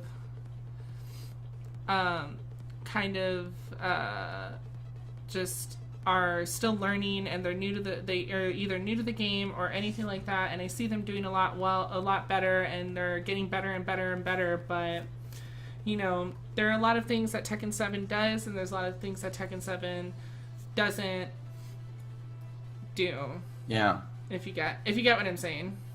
Yeah. No, But it's yeah, I feel like Tekken 7 is, even though I might have criticized the Tekken concept now, I mean, Tekken 7, as you say, is a great game. I mean, does pretty much everything correct, in my opinion. It's just, I just wish Bandai Namco themselves would stress more the different mechanics of the game, I guess. And they've tried. I mean, for Tag 2, they made a couple of guides with Rip and Aris, right? And then they made tried to make some guides with me for Tekken 7. But and they made Markman made some guides, I think, for Tekken 7, Rage Arts, Power Crush, and stuff. But there should be more more information in the game. Yeah. Because right now it's like nothing. Exactly, and I definitely accuse. Sorry, I'm like reading the chat at the same time. I definitely agree with that. That there is a lack of information in the game, but I feel how the game is now, there's a lot that is that they have improved on and had made a lot more easier for people to easily get into the game. Like I think the biggest example I have is that before I started streaming, I actually ran into another very popular Street Fighter V player, not a competitive player, but he was a streamer, A4 Andre, and he just got the game because he was like, yo, this looks dope or whatever. And, you know, seeing how he played when he first started and then seeing how well he's been learning and playing the game, and, you know, as just a casual player, beginner casual player, you know, he's been improving with time, and he's been understanding it, or running into like PR Balrog on ranked on PC and seeing how well he's transitioned from Street Fighter and how much he's improves himself into Tekken. I think there's a lot of tools in the game that a lot of people are kind of overseeing, but at the same time there is a lot of stuff in the game that is already in the game that is helping those newer players transition into the game and enjoy it for what it is. Yeah, I mean, it was kind of a muddy explanation, but like I hope you kind of caught the gist of it. Yeah, I mean, it just feels like right now, as you said, people will, by playing the game, maybe get motivated to go into practice mode and try and figure stuff out, but I feel like I feel like an option should be inside of a game, and I would alter a couple of things, backdash being one of them, because I feel movement should be more natural than it is. But I do hope it is, as you say, in many cases, that people just play the game and they go like, oh, and that's what Speedkicks wanted to stress as well in his video, that someone plays the game and loses to something and says, oh, well, I lost to that. I'm gonna have to look that up or something. And that's great. And that's a good mentality to have, it would be cool if most people had that, but I just feel most people don't have that.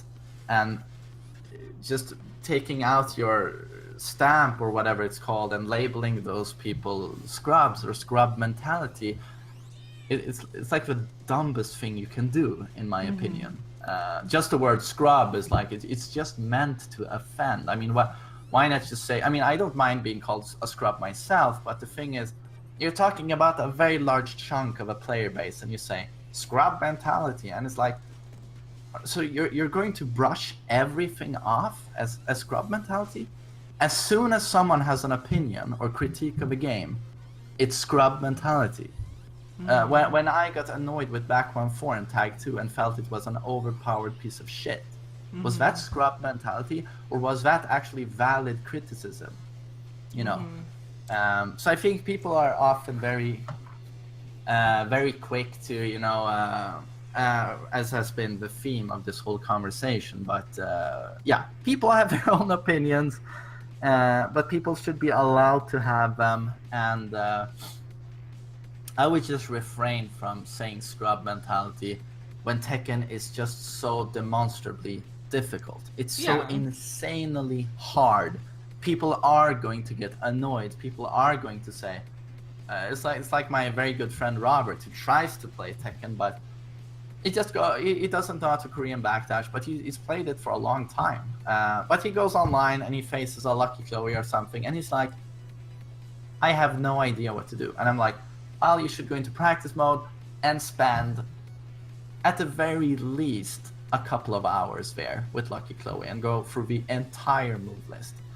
And he's like, yeah, but I don't know what to really look for with the moves. Yeah. I'm like, yeah, but you should look for these properties. You know, what does it do on counter hit? What's the tracking? What's the tracking to the left? What's the tracking to the right? Is it a high? Is it a mid? I mean, it's like, you know, it's difficult. I feel bad every time I say that to someone. Oh, you have problem with capo. Go into practice mode and look at all the moves. And can you know, it's like, yeah, of course they can do that, but it's just so much work labbing a character. And labbing a character like Capo and Ling is like, I think people forget very quickly how much work it actually is. Mm-hmm. And then you're not even touching upon the muscle memory needed, because, for example, crouch cancel electric Eddie Snake Edge. A couple of people can do that in practice mode. Like, it's difficult, but for sure a couple of people can crouch cancel electric Snake Edge in practice mode. They've recorded the Snake Edge and he's doing it over and over. Oh, I'm doing it. But doing that in an actual game against someone who's not just spamming Snake Edge all the time. Oh, yeah. Now the Snake Edge comes. You need the muscle memory to immediately recognize the animation and duck, and then do that, you know, off the cuff. And that's something you have to take into account when you say lab a character.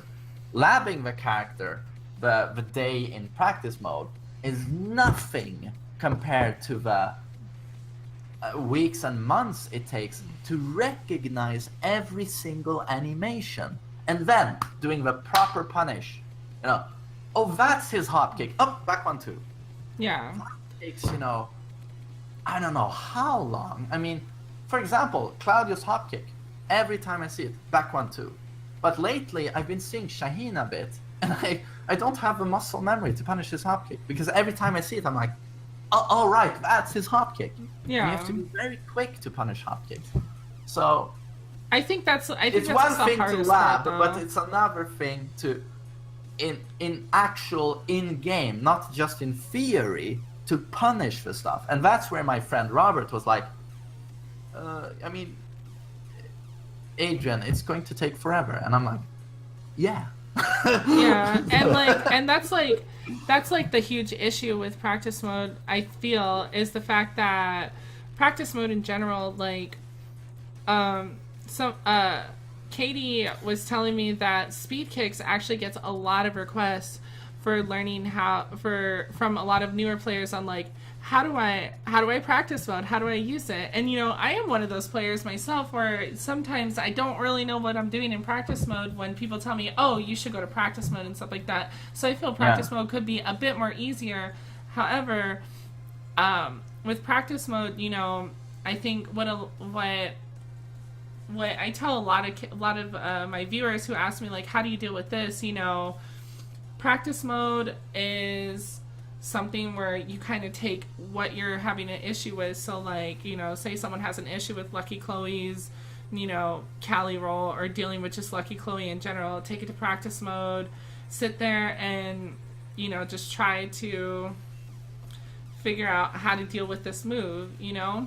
And I feel I feel that practice mode itself should be a little bit more informative, but I think as content creators ourselves, we should be at least explaining to everyone, you know, how we go about practice mode or anything like that. I know Speed Kicks tries to explain it, but I know not all the time he has the best explanations.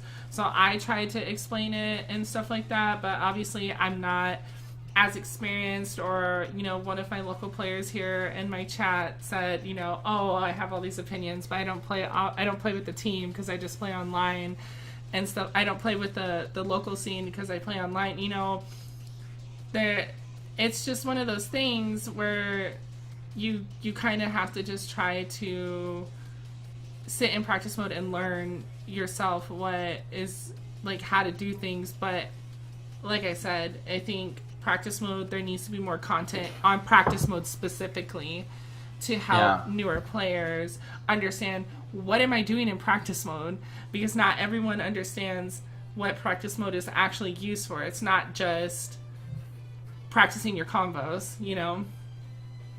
Yeah. And I think that's a lot of the things that is going that I know I've noticed is starting to improve is that, you know, a lot of the content creators, you know, popular streams, Eris, for example, you know, he gets a lot of viewers, but he'll go to practice mode if he has issues with a certain character, and he's kind of showing how he uses practice mode, and a lot of people are kind of picking up on it.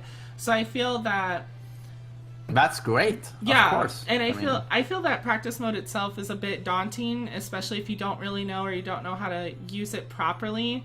But you know, it's just one of those things where I think a lot of the practice mode issues can be fixed with certain things, or like maybe a smaller you know, maybe a small little tutorial or something like that. But I think for right now, as our duty as a content creator for everyone, I think a lot more content needs to be created on practice mode, specifically myself included, because I don't really go into practice mode a whole lot, but I do go into practice mode when I'm learning new characters and stuff like that. Yeah, so that's kind of nice to have a point we can agree on. Yeah, I mean, like, practice mode, it's daunting. I can tell you that. I've been told many a times, like, you know, go to practice mode, go to practice mode, go to practice mode, and I ask them, what do I do? And they never give me a clear answer. So I definitely understand the hardship of practice mode, but I definitely feel that a lot of people, a lot of the bigger names and content creators are trying to incorporate that a little bit more into their streams or their content or something like that, showing practice mode and how it can be used and different ways that newer players can use it. Yeah, I feel like practice mode in Tekken 7 is good. It works really well. I have everything I need in it, and so does most people, I think. It's just I would just want a dedicated like defense mode where I could go through the opponent's move list and we would see pre-recorded defensive options like sidesteps and stuff like that. Stuff like that. That's just what I would want to see in the game. Unfortunately, I have to get going. You're good, because we're actually about to cut it. And you should get some sleep. Yeah, so you're good. What's the time? Is it 2 a.m.? It's 2:30 a.m. Oh my god. Yeah, so I'm good though. I took a nap, so we're good. We're good. But okay, yeah, I hope you're doing okay. I mean, okay, it's not that late. I'm 32, you know. For me, I would have been half dead if I were you. Yeah, but I do want to thank you for coming in, and thank you for talking to everyone and kind of explaining a little bit more and having this open discussion from two different standpoints, because like I said, and like you've stated, it's good that we, as two different people with two different playstyles and two different opinions, agreed to sit here and talk to each other and discuss our opinions. And like you said, people are going to either agree with you, some people are going to agree with me, but it is what it is. And, you know, as long as we can kind of open up that communication line and show that everyone can really talk to each other and discuss their opinions and show that they're not, you know, not everyone is going to be like, you're a scrub, you know. I think it's definitely helpful towards Tekken. And, you know, like, and Harada's watching, so he knows, he's listening, and he's trying, you know, it's a lot of good. Is he watching now? Yeah, he's been watching. But, you know, it's a lot, like, he's... I love your game. It's a lot of Don't feedback, shoot me. You know? Yeah, mail bomb. Yeah, but I mean, it felt like a really good discussion to have, you know, and you seemed like a very reasonable person when you communicated with me on Twitter. And at first I was like, I don't know if I want to touch upon this again, because of the amount of response I got on those two videos was, I mean, this Reddit thread, I was like, oh my god, I don't know if I have a motivation to talk more about this. But you seem like a reasonable person, and thank you for having me, and it was a good conversation. And I mean, you brought up some really good points, so I feel like it's good to have in recorded format someone speaking from the opposite point of view from my own, because I felt like that's been lacking. Yeah, like a more opposite, because I'm pretty opposite, but like obviously I'm a very reasonable and logical person, so I listen and I understand, whereas some people are more opposite to what you're saying and they completely disagree with your everything. So I mean, that would be a good topic discussion to have, and hopefully maybe a streamer, you know, maybe one of these players will want to do it, maybe Speed Kicks will want to do, you know, a talk and stuff like that. Who knows? That would be amazing. Crouch Castle Electric. Who knows? Who knows? I would love that. That would be amazingly entertaining. Yeah, but I do appreciate you coming in and talking to everyone. It's nothing. It was pleasant. Thank you for having me. No problem. Thank you. Really Thank you. nothing. All right. Enjoy the rest of your day then. Thank you. And likewise, I was going to say, good night, I guess. Oh, KawaiiFaceMiles. Thanks. I'm just going to go close out my stream, so we're good. Okay. But thanks again, and take care. And I'll see you next time, I guess. All right. See you next time. Thank you so much. Bye. Bye. All right, guys. So thank you to everyone who did try to keep it as respectful. Of course, I understand everyone has different opinions, and I know a lot of you are very passionate about this opinion. So I definitely want to appreciate the amount of respect that everyone did give, and I understand. I wholeheartedly understand everyone's sort of feelings on the topic and how much passion they have for this, and you know why they're so up in arms about it.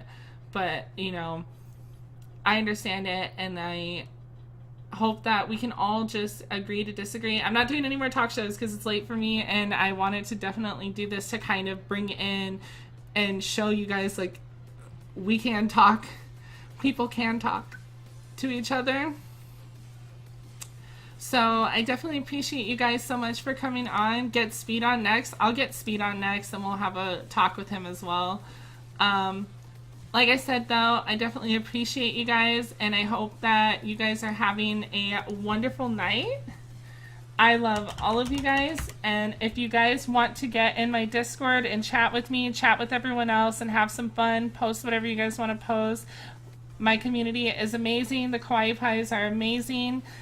We love memes, we love having fun, we love helping each other improve and whatnot. So if you want to join in, get up in that Discord.